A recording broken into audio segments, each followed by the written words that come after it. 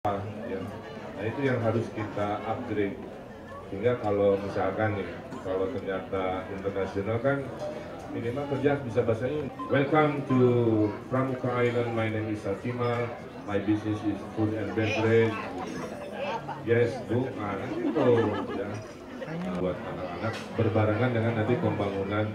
Nah pembangunannya itu kalau internasional bukan lagi kelas Ancol Bu, ya mohon maaf ya. Kelasnya itu hari istimewa 10 November. Sebelumnya saya mengaturkan selamat Hari Pahlawan kepada seluruh warga di Indonesia ya, dalam semangat pahlawanan kita selesaikan permasalahan.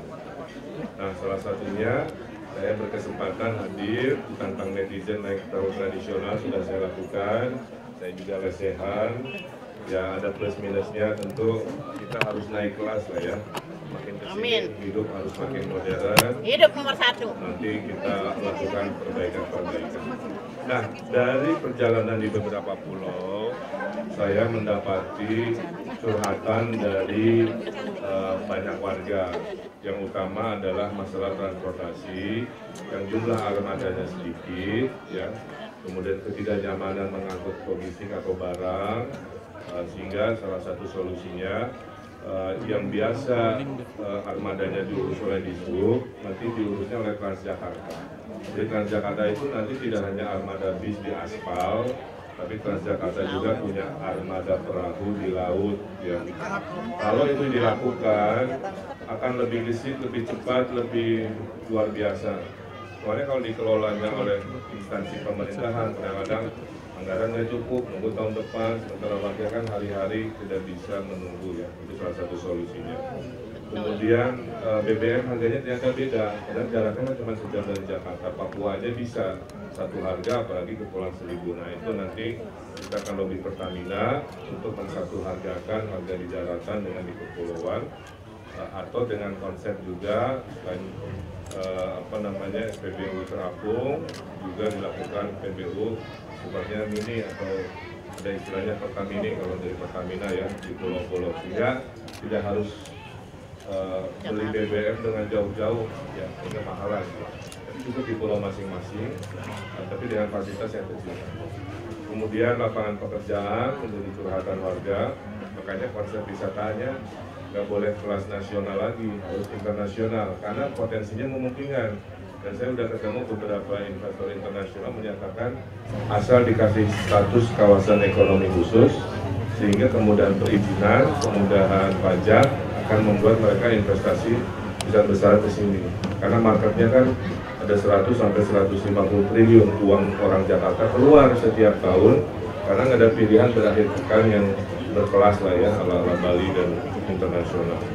Kalau itu terjadi, maka lapangan pekerjaan menjadi banyak, ribu-ribu kan, sehingga insya Allah tidak ada lagi pengangguran di warga Kepulauan Seribu dengan syarat tadi, kalau wisata internasional datang minimal bahasa Inggris mah harus dikuasai.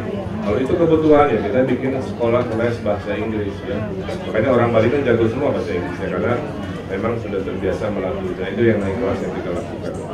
Lain-lain masalah dasar ya, tentang KJP dipertahankan, sekolah gratis, pasar sembako murah, kredit mesra tadi sangat diapresiasi oleh warga.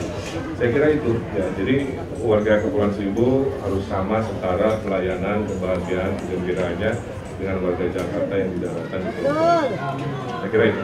Artinya kalau dari warga ini, dia tuh kalau misalkan bukan dari orang dalam tuh nggak bakal bisa masuk gitu. Nah, itu nanti PJLP juga ini masalah secara umum ya, jadi nggak hanya Kepulauan Seribu.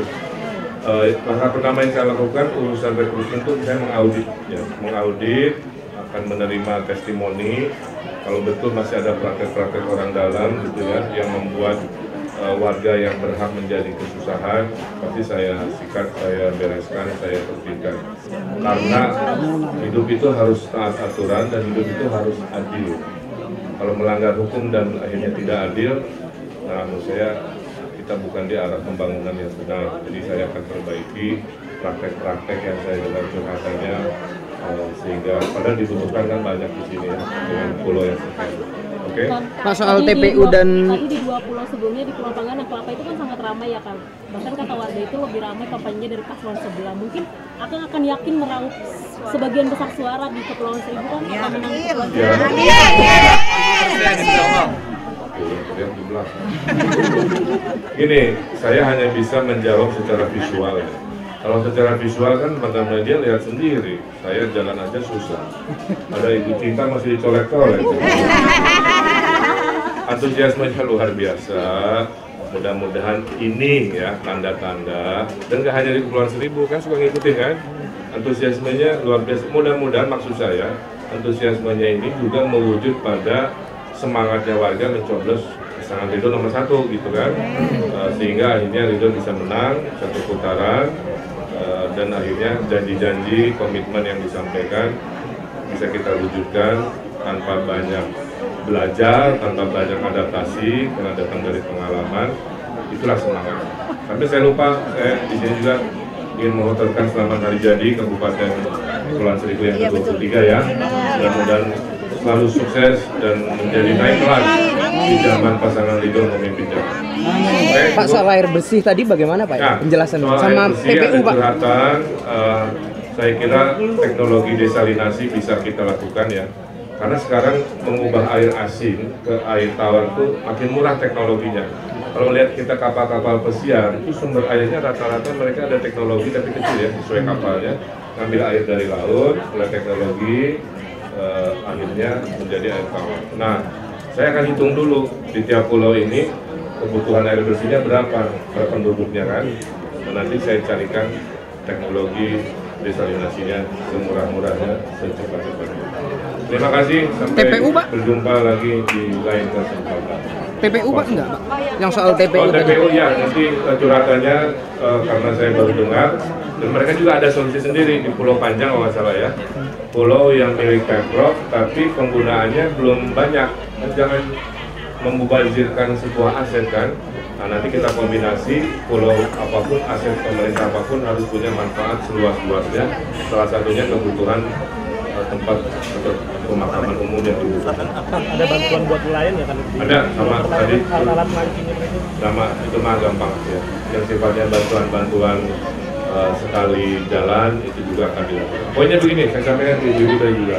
Membangun Jakarta itu setengahnya ide pemimpin, setengahnya ide warga. Kadang-kadang ada ide warga yang saya nggak hafal kan, ini nggak bisa semuanya. Nah, datang ke sini saya baru tahu ya, urusan TPU, urusan alat, urusan air bersih, urusan UMKM, urusan lapangan pekerjaan, ya kita belanja masalah. Itu memang sudah tugas ini.